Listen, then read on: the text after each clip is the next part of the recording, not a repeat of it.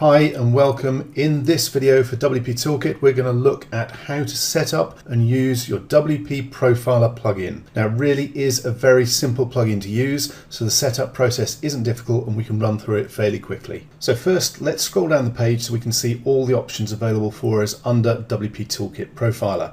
Let's start off with the Optimized Database option, which will bring up a new page, and as you can see, it's already checking to see if our databases have any problems with them. Now, as you can see on this site, it's saying that my databases are fine, there's zero overhead, and they're running at 100% efficiency. Let's pop over to a different site. Basically, over time, especially as your site gets bigger and older, your databases can get messy and in fact get corrupted. This particular option will tidy your databases up, remove anything that shouldn't be in there, re-index them, and make sure that they're running at 100% efficiency. And all we need to do is click on the button to perform database optimization and confirm that we want to go ahead and run it.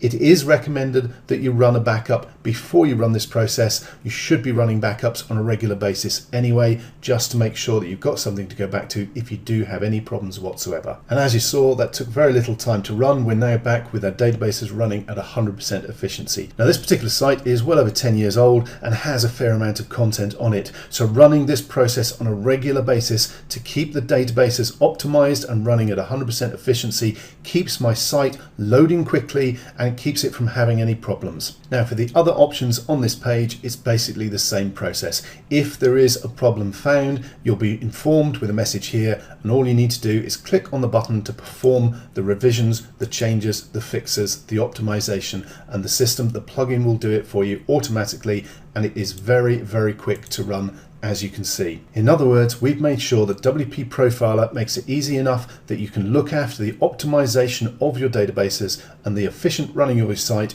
without the technical know-how that you might expect. Okay, next we're going to look at image optimization, but for this I'm going to pop back to the other blog we were looking at because this blog already has all its images optimized. Now, as you can see on this site, I've got 157 images in the library which are unoptimized. We can see the unoptimized size total here over on the right, and what we need to do is optimize all these images. First thing we need to do is down here at the bottom there is a link for tiny PNG developers.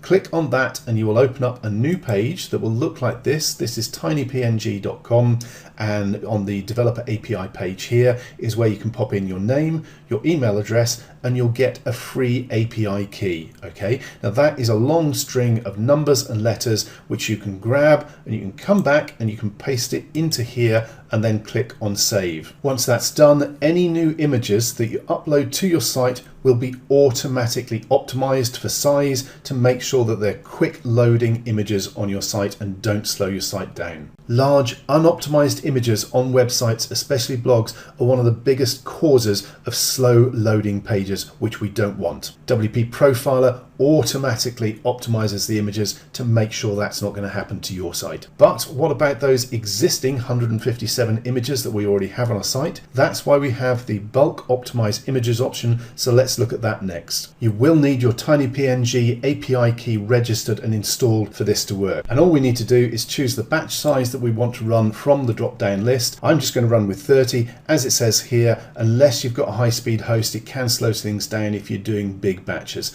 30 is fine, so I'm just going to click on 30, click on Start Bulk Optimization, and let that run. I'm going to pause the video while it processes because it will take a few seconds to run. Now, it took less than 30 seconds to run for a batch of 30 images, so with the number I've got to do, it's going to take me 2 or 3 minutes to complete the whole lot and run through them in batches of 30. Now, you'll also see that our unoptimized size was 11 megabytes. We're down now to 8 megabytes. You can see what a big difference this makes by optimizing your images. You can also see that we've used 65 of our 500 API usage limit, which is free for the 500 on tinypng. If you need more than 500 a month, it is going to be paid, but it is actually quite cheap to run extra API credits as well. I have a paid account because I have quite a few blogs, but it is really quite cheap. As I say though, 500 credits are free every month, so for most people's needs that will actually cover you. And all I'm going to do now again is choose another batch of 30, click on Start Bulk Optimization and start working my way through the rest of the 123 images that I need to optimize. Okay, so I've now finished running the optimization for all the existing graphics. It took just a couple of minutes. And as you can see, we've reduced the size of our graphics by 72% from 11 megabytes to 3 megabytes. That's a fairly significant difference,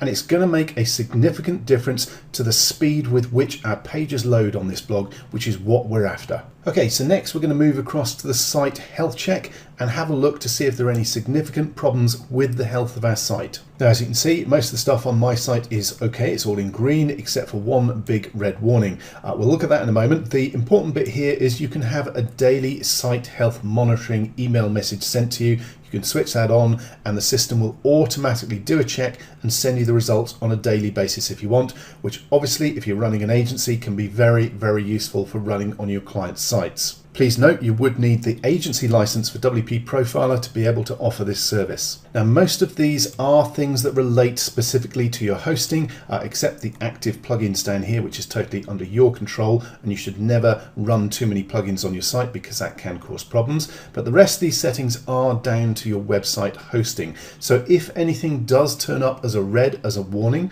the best thing to do is take a screenshot of it and get in touch with your web host, show them this report and see what they have to say. And the actual disk usage warning on this report is a good example of that, because for this particular site, it's hosted on a cloud hosting platform that is shared, and the space is, or the storage space is dynamically resized as necessary, so that I actually know this is not in fact a problem, but I only found that out by talking to my web host. This report is really here to let you know if there are potential problems, so that you've got a heads up and you've got the chance to deal with it and get it sorted out. Okay, so that's the site health check.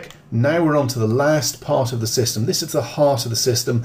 We've effectively saved the best for last. So let's have a look at the Site Speed Profiler. And once you're on the Site Speed Profiler page, what you need to do is click on the button to start profiling and click on OK and let it go ahead and run a full site profile performance report. Once it's completed, it will pop up with a message. You can click on OK and you can scroll down to see the report in full. And as you saw, it's very, very quick and easy to run. What you end up with is a visual representation of the site load speed and what is taking time to load. So if something is slowing down your site, you can actually see exactly what it is. You can immediately drill down and find out what you need to do to change your site, to fix it, to make it load faster. Now, this is a fairly typical speed profile. You can see we have PHP loading here, then WordPress itself, then we have our plugins loading, then our theme. You can see I have a very light, quick loading theme, and then some extra bits that the site needs to do to get loaded up and running. The biggest problems usually are either the plugins or the theme. So these are the two areas where you need to check normally to see what's slowing your site down. And if we scroll down, we can see a more detailed look